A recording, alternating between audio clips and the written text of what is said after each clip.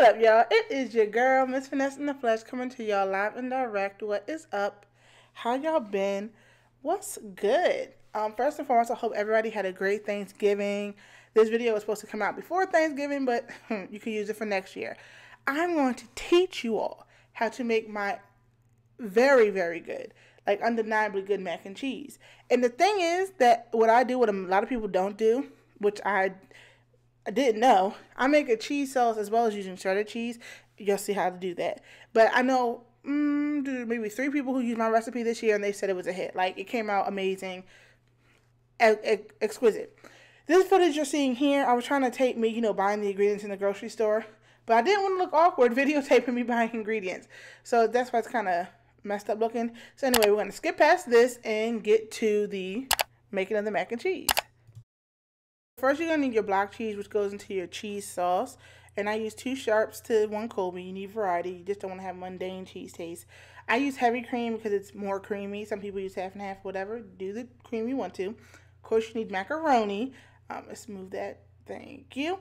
And then you're going to need some butter. That's how you're going to grease the pan, okay? Then you need the shredded cheese, which you add afterwards. Then you're going to need eggs. Now, eggs are something that I never used to use, but I realized that that's the binding agent, so eggs are very important. You need 1 egg, but why not the whole carton? Also, let me just say now, I don't measure when I do seed. Like, when I do it to taste, I do it to knowledge, because I've been cooking this for so long, I just know how to make this stuff. So, and a recipe, I'll give you a guesstimation, but to be honest, I really don't know how I do this. It just tastes good when I do. And here you have the final ingredients. So, let's get into the actual cooking. Alright, so first we're gonna make the macaroni. So you're gonna put butter in the pan. This is the biggest pan that I have. It's a huge pot. I think I cooked like 2.5 pounds of macaroni because I had like a box not used and then a new box or whatever. Now, as far as the butter goes, I just did it to guesstimation. Like I said, I know what I use when I'm just cooking it for like my household, like 2 to 3 people, 2 to 4 people. So if I was making this for like 9 to 10, like I said, I don't measure. I just do it how I see fit. So I put the butter in the pan, or put the butter in the pot, and usually you would season noodles with oil, but cheese is oily, so I use butter instead of oil because I don't want it to be just an oily mess. So you gotta think. And the reason why you put the butter in first, trust me, there's a method to my madness. You put the butter in first so you get the bottom nice and coated, so therefore, as you can see in the corner, noodles don't stick. They come out, look at that, just they don't stick. So always put, when you're cooking, that what I do, I put like either oil or butter or whatever in first, so whatever gets cooked on at the bottom isn't sticking to said pots or pan. This whole step is boiling the macaroni. You just layer it. You don't want to do it all at once. Like I said, I had the butter and then I added the mac and cheese and water because you want to make sure everything's evenly distributed. And the last thing that I did was season everything because I wanted to see the amount of seasoning I was putting in there. Even though I don't measure, I use my eyes. Like, you know what I'm saying? I use my senses to know, okay, this is enough, this isn't enough. And of course, stirring is always important. You always want to, y'all can't see what I just did. I just did the little bee cooking. Anyway. So stirring is important. Make sure everything is evenly distributed. Make sure everything's seasoned and flavorful. Bringing out the essence of the macaroni. You see what I'm saying? But yeah, that's all this step is just bringing the noodles to a boil and making sure you're good to go with that. Okay, so now we're going to make the cheese sauce. So you're going to use the block cheese and cut that up to make the cheese sauce. I didn't show you this, but the butter is in the pan, boiling, melting at the bottom. So I didn't show that step, but you put that butter in the bottom of the pan. And then, as you can see, I have extra cheese knives. It came with my knife set, so I'm not fancy. It just came with what I have. Focus. It's not, okay, whatever. And you're going to cut the rectangular cheese into smaller rectangles so it breaks down easier when you're cooking the sauce. Now, you can make squares. You can make triangles. You can make whatever type of shape you want as long as you break that block cheese down. And could you use shredded cheese for this? I'm guessing you could, but I was just taught this way, so this is the way we're going to use.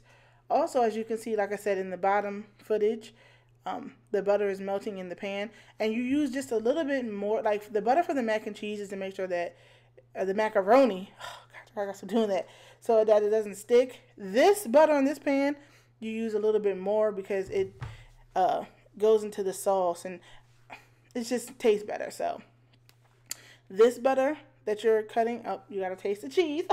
or whatever. This butter in the pan for the cheese sauce, you just put a little bit more than you did for the macaroni. Then as your butter is melting and boiling down, and after the cheese is cut, well, you could do this at any time, but whatever. You're going to add your cream into the pot.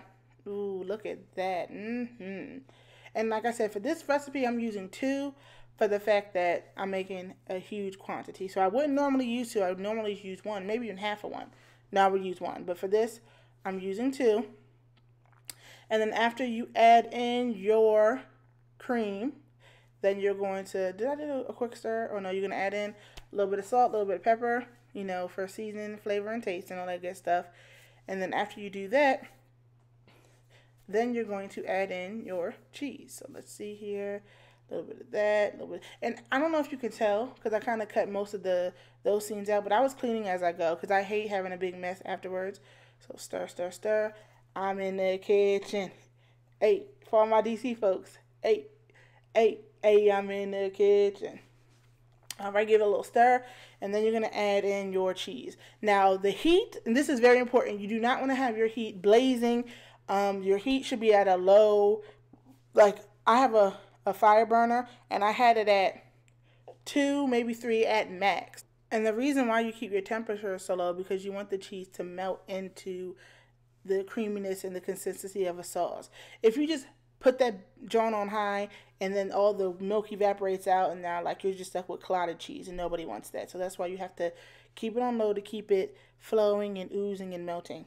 And as far as my noodles, as you can see, them joints are looking fabulous. You see what I'm saying? They boiling nice. They getting nice, plump, and thick like a kindergarten pencil.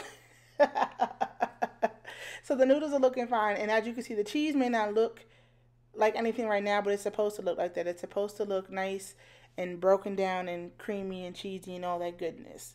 Also, as you can see, I keep adding in cheese as it melts. So you don't just add all the cheese at once. You let a little bit melt, add more, let a little bit melt, add more. Because as you can see, this is still like fairly white versus this clip, how it's, that you can see the cheese is starting to be melted in. So as you can see, it's nice and thick, nice and just creamy. And oh my God, it smells so good. And once again, as you can see, it was not sticking. That butter in the bottom of the pan at first keeps it so that even cheese does not stick. And you know, cheese will turn a good pan into an unusable pan quick, fast, and in a hurry. And just look at that steam. Oh my gosh, I had my kitchen smelling so good, so good, so good. Okay, so then I had to transport the macaroni to the pan. Now, I didn't have a strainer like a fool. I kept saying, oh, KG, you got to buy one. Miss Finesse, you got to buy one. Never did. So I had to scoop it out individually, scoop it in from the macaroni into the pan, which, you know, wasn't that hard. But I think you'll see towards the end, I got smart and just dumped it in there. Like I said, this is like one of, I made 2 pans, and then I made a personal for me because why not? I'm making mac and cheese anyway, right? Baked mac and cheese. So then, yeah, I think I take the noodles. There you go. And I just pour that bad boy in there. Not quite yet. It's just me still scooping. So I scoop it out single-handedly. You see how just plump those noodles are? Like, and look, they're not sticking. I keep telling you, I'm giving you the keys to success. These noodles aren't sticking together. Like, you see what I'm doing? And then, yeah, like I said, I just wised up and just piled it all in there eventually. Or no? Oh, no, I did it evenly. I thought I did. But anyway. Like I said, you're going to take that egg and you're going to mix it into your macaroni. Before you add any cheese, you mix it into the macaroni evenly because, like I said, the protein's binding agent. It keeps everything together, all that good stuff. Then you're going to add the cheese sauce, mix that in evenly, make sure all the noodles are evenly coated, and then you're going to add the shredded cheese, mix that in, make sure everything's evenly coated. You have to mix everything at each step because you want to make sure every noodle has the same amount of consistency and cheesiness as the rest. And like I said, the cheese sauce makes it that it just tastes way better. Like, if you just add layers of cheese, you're wrong. You need to make the cheese sauce. Then you sprinkle a little bit of cheese on top, a little bit of Colby sharp, get that nice burnt cheese crust, and then, well, it's going to come out like that. And then you're going to pop it into the oven for like 10-15 minutes to bake, or 20, whatever, at a preheated 350 or 400 degree oven. The end result makes you want to jump through the screen. Alright, so I thank y'all for watching. Like this video, comment if you use this recipe because I know it's going to be bomb. thumbs up this video, share this video for people who need to learn how to bake mac and cheese. December is going to be a lit month. Trust and believe. Don't forget to subscribe, notification squad. We out here, and thank you for watching. Love y'all.